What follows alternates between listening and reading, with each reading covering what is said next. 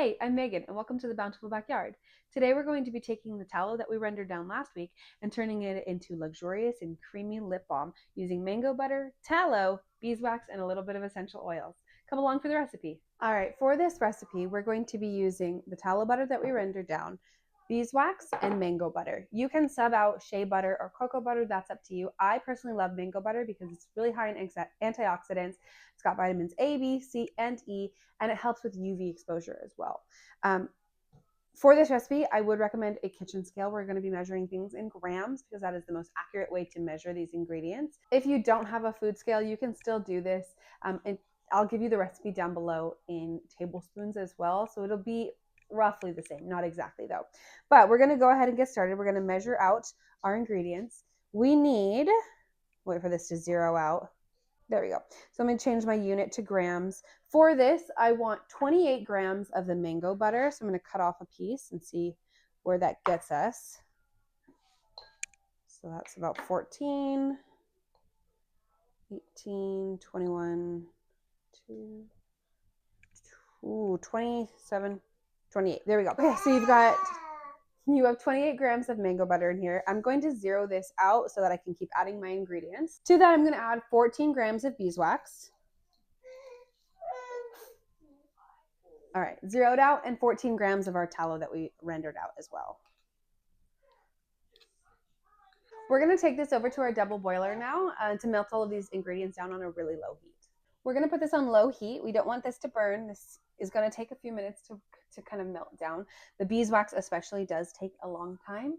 When I say a long time, I mean like a few minutes. It's not insane. Now that this is off of our double boiler, we're going to take this and add our essential oils. I personally love peppermint chapstick. That's always been my favorite, but you are more than welcome to experiment with your favorite as well.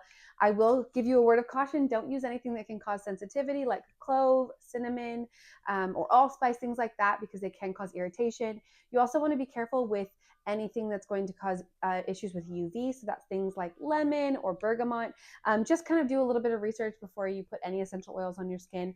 But peppermint is one that's completely safe for your skin. So I'm going to today use Fabulous Franny's Mint Tea. That's a blend of peppermint and spearmint. I usually do about 15 drops for this mixture. That's within the safe limits of essential oil to carrier oil.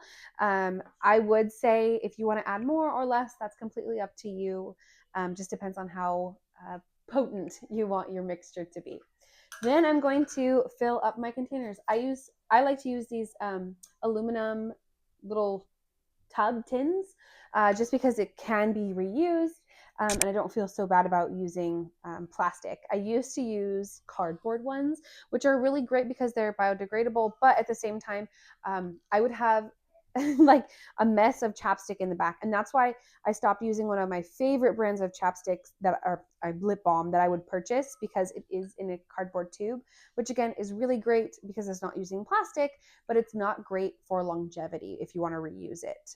So if you are planning to make more than one batch, I definitely recommend getting something that's more like metal or aluminum so that you can reuse it. I use this little turkey baster. I know it's not really a turkey baster, obviously. I hope you're not basting a turkey with this tiny little thing. But I use one of these to fill these up. That way it's more precise and I'm not handling super hot liquids. And then, yeah, I screw the cap on. This will make about 4 of these. They're about 1/2 ounce jars.